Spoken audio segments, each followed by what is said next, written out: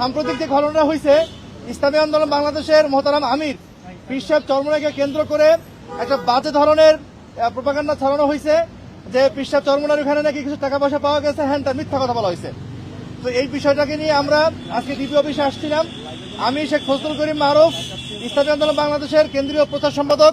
আমার ডান পাশে রয়েছেন অধ্যাপক মাহবুবুর রহমান, ইসলামী আন্দোলন বাংলাদেশের কেন্দ্রীয় প্রেসিডিয়াম সদস্য এবং নির্বাচন পরিচালনা কমিটির চেয়ারম্যান। আমার বাম পাশে রয়েছেন অ্যাডভোকেট শওকত সাহেব, উনি আমাদের কেন্দ্রীয় আইন বিষয়ক সম্পাদক। আমার সাথে রয়েছেন খায়রুল হাসান মারজান, ইসলামী আন্দোলন ছাত্র আন্দোলন বাংলাদেশের কেন্দ্রীয় সহসভাপতি।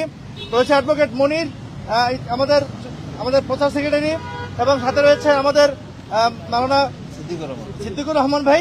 তো সার্বিক বিষয়টা নিয়ে এখন ব্রিফ করছেন আমাদের প্রেসিডিয়াম সদস্য, নির্বাচন পরিচালনা কমিটির চেয়ারম্যান অধ্যাপক মাহবুবুর রহমান।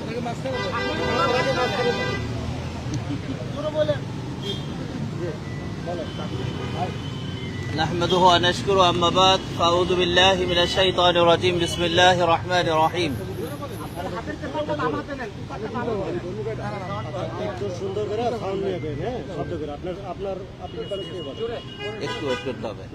ইসলামী আন্দোলন বাংলাদেশ, আপনারা জানেন ইতিমধ্যে আমরা এককভাবে নির্বাচনে অংশগ্রহণ করছে, যে কারণে কোনো দল, কোনো গোষ্ঠী, কোনো ব্যক্তি ঈর্ষান্বিত হয়ে ইসলামী আন্দোলন বাংলাদেশের প্রাণপ্রিয় আমির আলহাজ হযরত মাওলানা মুফতি সৈয়দ মোহাম্মদ রেজাউল করিম পীর সাহেব চরমনাইয়ের বাড়িতে আর্মির মাধ্যমে সেখানে প্রায় 400 কোটি টাকা স্বর্ণ অলংকার, বিএনপির সদস্য ফর্ম সহ বিভিন্ন কিছু আপত্তিজনক আলোচনা ফেসবুকে এসেছে, বিভিন্ন সোশ্যাল মিডিয়াগুলোতে সেটা ভাইরাল করা হয়েছে। তো যে কারণে একটি অসত্য ঘটনাকে, একটা নিন্দনীয় ঘটনাকে একটি সামাজিকভাবে হেয় প্রতিপন্ন করার জন্য ইসলামী আন্দোলন বাংলাদেশের মোহতারাম আমির হযরত পীর সাহেব হুজুরকে এবং ইসলামী আন্দোলনকে একটি কলুষিত করার জন্য অপপ্রচেষ্টা চালাচ্ছে। এই কারণেই আমরা নির্বাচন পরিচালনা কমিটির সম্মানিত সদস্যবৃন্দ সমন্বয়ে আজকে আমরা ডিবি প্রধানের কাছে আমরা লিখিত অভিযোগ দাখিল করেছি। তিনি আমাদেরকে আশ্বস্ত করেছেন তিনি দ্রুত সময়ের মধ্যে এটাকে সলভ করবেন।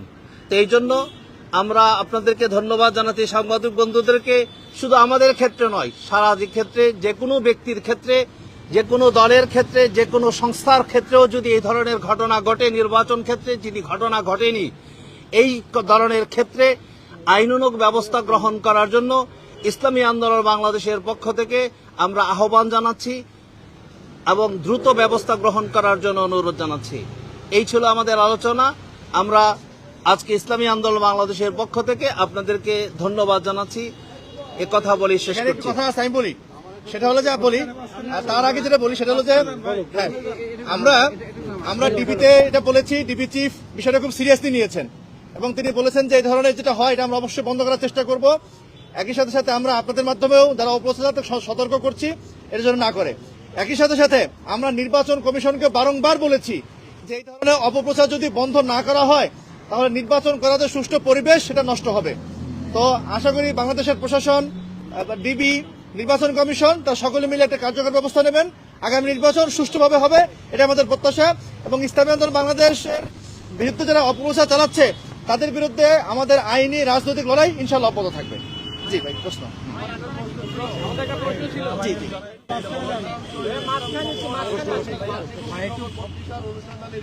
জি জি আমার প্রশ্ন হলো, আপনাদের বিরুদ্ধে যে প্রোপাগান্ডাগুলো চালানো হচ্ছে, এই প্রোপাগান্ডা কারা চালিয়েছে এবং কেন চালিয়েছে সে বিষয়টা আপনারা উদ্ঘাটন করতে পেরেছেন কিনা এবং শেষ করতে পেরেছেন কিনা, এবং কেনই আপনাদেরকে করলো, টার্গেট করলো একটা মহল, সেই মহলটাকে আপনারা করতে পেরেছেন? আচ্ছা, আলহামদুলিল্লাহ, বুঝছি প্রশ্নটা।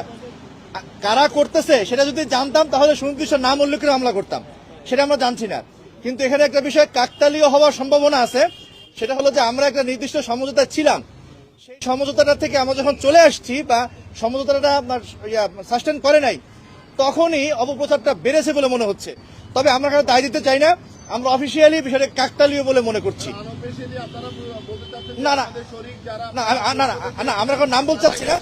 না না না, সেটা আমরা কাকতালীয় হবে, এটা হয়েছে, বাকিটা বাংলাদেশের প্রশাসন দেখবে। আপনাকে মনে হচ্ছে যেটা উদ্দেশ্য প্রণোদিত? আমি হাসান জিহাদি RT9 থেকে। তো আমার প্রশ্নটা হচ্ছে, আপনারা যে আজকে সাইবার বুলিং অথবা সোশ্যাল মিডিয়া প্রোপাগান্ডার বিরুদ্ধে আপনারা অভিযোগ দায়ের করলেন, ঠিক জামাতের আমির যেদিন তারা 10 দলীয় জোটের সংবাদ সম্মেলন করেছিল, তখন তার পিছনে মনিরা শারমিন এনসিপির একটি নেত্রী বসেছিল। তো আপনাদের দলীয় অনেক নেতাকর্মী তখন মনিরা শারমিনকে হেয় করে আচ্ছা। ফেসবুকে এবং সোশ্যাল মিডিয়ায় তারা প্রোপাগান্ডা এবং বুলিং করেছে। তো আপনারা তাদের বিরুদ্ধে কোনো সাংগঠনিক অ্যাকশন? আচ্ছা, আলহামদুলিল্লাহ, শোনেন, আমি খুব স্পষ্ট করে বলি, আমি কেন্দ্রীয় প্রচারে আছি। আমাদের এই যে মনীষ সাহেব, উনি আমাদের সাইবার সিকিউরিটি দেখেন, ইসলামী আন্দোলন বাংলাদেশের দায়িত্ব পালন করে। কোথাও কোনোভাবে আমাদের কোনো সংগঠনের সাথে সামান্যতম সম্পৃক্ততা আছে এমন কেউ যদি কোনো ধরনের অপপ্রচার করে, আমরা সাথে সাথে সাংগঠনিক ব্যবস্থা নেই এবং আমরা এনশিওর করতে পারি আমাদের কোনো দায়িত্বশীলরা করে না। এখন ফেসবুকে যদি আমার একটা ছবি টানা রাখে, সেই দায়িত্ব তো আমরা নিতে পারি না। আমরা দাবি জানাবো ওইখানেও যদি সাইবার বুলিং যেগুলো হয়েছে তাদের বিরুদ্ধেও ডিবি প্রশাসন ব্যবস্থা নিক। হ্যাঁ, সেটা আমরা বলেছি। আমরা শুধু আমাদেরটা না, আমরা সবাইটা বলেছি। এটা কি একটা পেজ, আব্দুল হাকিম নামে একটা পেজ, আমরা বিস্তারিত এখানে জমা দিয়েছি। আর সেই যে অভিযোগনামাটা, এটা আমরা সাংবাদিকদের গ্রুপে বিস্তারিত আমরা দিয়ে দিব এখান থেকে গিয়ে। জি, থ্যাংক ইউ। অনেক শুক্রিয়া, জাযাকাল্লাহ খাইর।